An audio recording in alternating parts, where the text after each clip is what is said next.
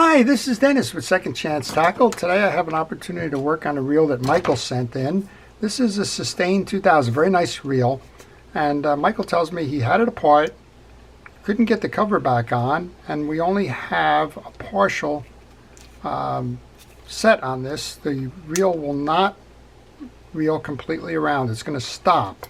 Well, most of the time when I see something like that, the first thing I tend to think about is the spool. Maybe we don't have enough shim washers in the spool and it's bottoming out, but in this case this one looks fine. So we're going to do a problem diagnosis on this one. This has got a worm gear drive in it, very similar to a Stratic. It's a very nice reel. We're going to see if we can't help Michael get it back the way it should be before he took it apart. Well, we have the same issue. It is on the bottom of the stroke, but we're not certain what the cause is, so let's get started. Well, we're going to start by taking off the pieces. We already took the spool off, so we know it's not involving the spool. Now we're going to take the click ratchet and the spool shim off. And as we remove these pieces and parts, I want to encourage you to subscribe to my channel if you like fishing reels, if you like to see how they are made, if you enjoy the art of fishing reel repair, and if you just have general ideas or like to see the mechanics behind things, well, then this is a channel for you. Somehow along the way we've lost the bottom piece here. That's not the cause of the issue because that's missing and I don't see it in the box here, so I'm going to just shut my camera off for a second here and see if it's in the bigger box that he sent along. Well, I don't have to shut it off. I'll just, I have another one in here, and I don't see that part. So the reason that probably got messed up there was that when the side plate came off, it probably did not come off the way I'm going to take it off. And I'm going to take this off by removing the screw on the top here. This is a 10mm screw, and as you can see, I'm kind of doing the righty-tighty. That's because this tells me this is a reverse threaded screw, and in order to remove it, you need to turn it in a clockwise manner. We're going to take that off now. Underneath that then, we have the roller clutch. We have the assembly, and again, we would see that there would be a ramp shield here that would keep the water out of that, which is gone missing. So not sure how that happened, but Michael might be able to add some more to that. We're going to take the 3 side plate screws out now. There's several different places here that you need to take pictures. If you don't know this reel, the first thing to do that's a good idea is to do what we've been blessed with here. We have the original manual here, but it shows the schematic, and you can use the schematic to guide you in the reassembly should you get lost. It'll also give you an idea of what's going on underneath. That way, before you open it up, you'll see a little bit about what to expect to see inside. And well, that's always going to help you to avoid some common mistakes if you have a little bit of foresight there by using that schematic. So I would encourage you to do that. There's a lot of schematics right on the Shimano website. That's fishshimano.com. And there's several independent sites like realschematics.com and the like that also have schematics, and they will help you with that. All right, well, we're going to take the 2 screws out that are holding the bump guard on. The bump guard is called that because, well, if you somehow ram it down real hard, you'll break the bump guard, but you won't break the reel. Let's remove that piece.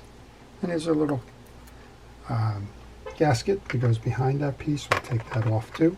And all of the pieces and parts that I take off, I like to put into a parts tray. All right, we've got 3 pieces here, or 3 screws. We took one of them out. Let's take the other 2 out.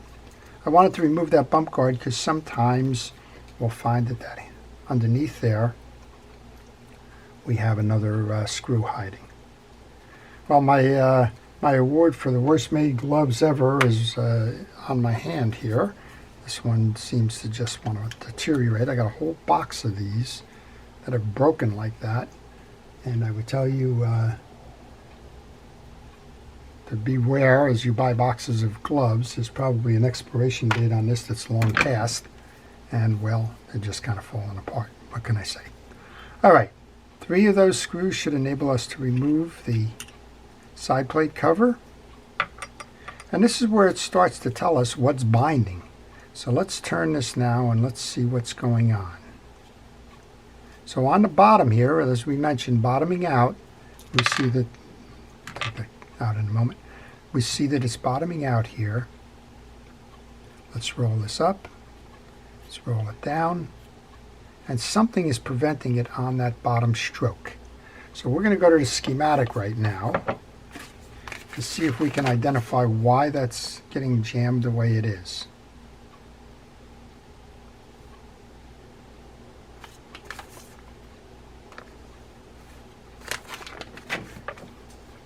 Well, this is one of those things that doesn't jump out at you. Let's see if we can remove the main gear. And we'll give it another turn here, see what's going on.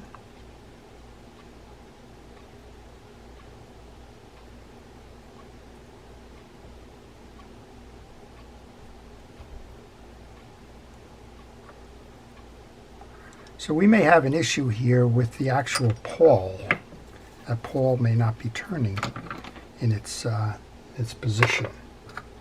Get those pieces and put them in. It's a good place to tell you, take pictures. If you don't know what the reel is going to look like, stop here. In addition to those schematics, stop, take that look there, and see what we can do. We're going to remove the tie-down screw and the cover.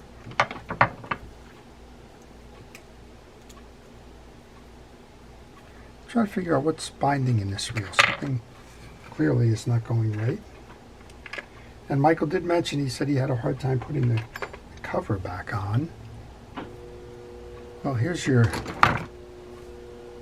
this is your pawl, so let's go examine the pawl. And the pawl seems to be in good condition. Let's clean that off a little bit here.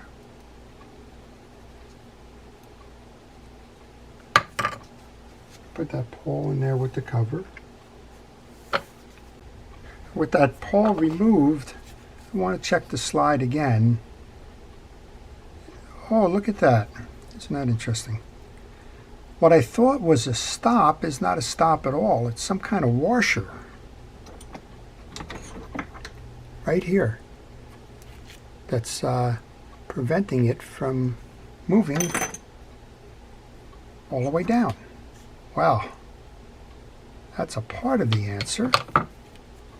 That's what's blocking it. Now the question is, where does it belong? Well, now I really have to turn off the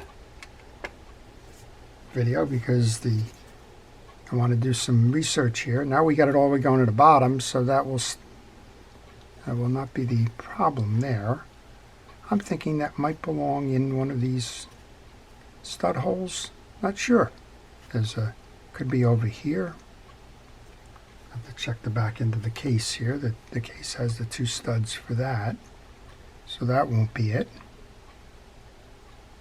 Okay, well, I got a little bit more work to do, so I'm going to turn it off and I'm going to see if I can't get an exploded view of this to help me along. Well, it's not unusual, but I am at a complete loss for where that part goes. I searched the entire schematic diagram. For everything labeled spacer, it's not in there. I've tried to match it up to possibly being bolts, a little stud type thing. I'm not seeing that.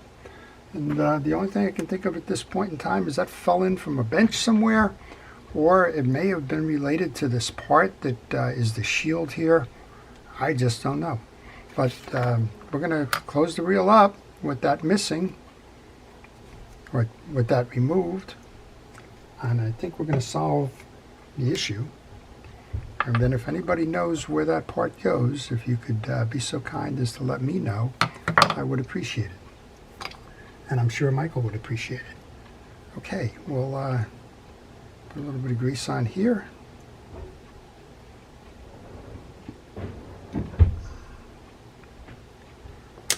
go grab that and put that back in. Okay, well, just as it's time to close it up, I was just getting some parts ready and installed the main gear. We'll oil the bearing, and look what I found. I found the piece that was missing. It was attached to the handle. So we want to go ahead and install this now. This one should sit in a groove just like this.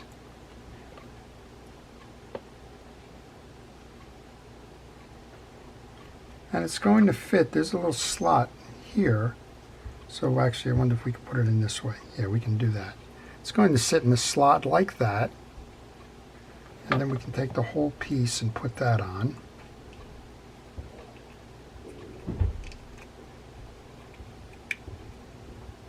And then we want to make sure that those little pegs seat in properly, just like that. Nice snap. And now we have that shield that we noted was missing earlier. Oh, 2 mysteries solved. We solved where the missing piece was. We solved what was causing the obstruction. One mystery piece still remaining. Where did that little piece of metal come from?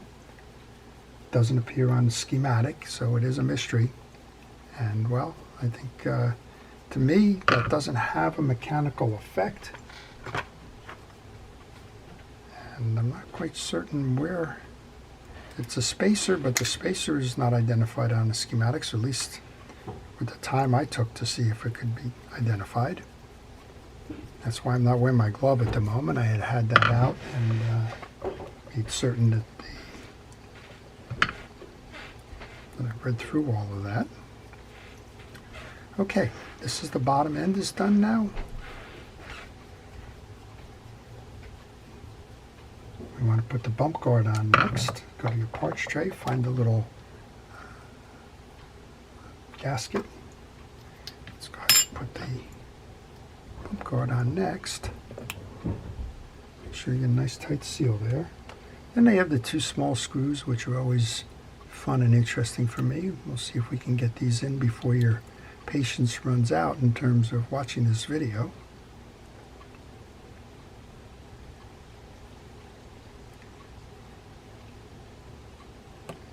And usually I have a screw starter, but this slot in this screw is so small it doesn't allow me to use that one.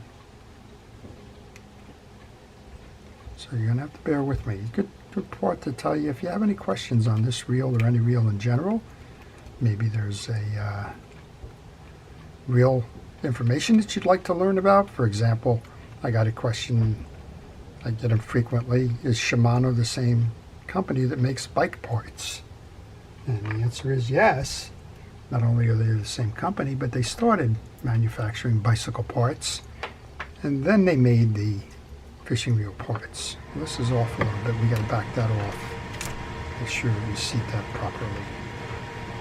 They actually got in the fishing reel business when they were contacted by Lou Childer, Lou's Reels, and asked if they could manufacture a prototype for the reel that became Lou's first one.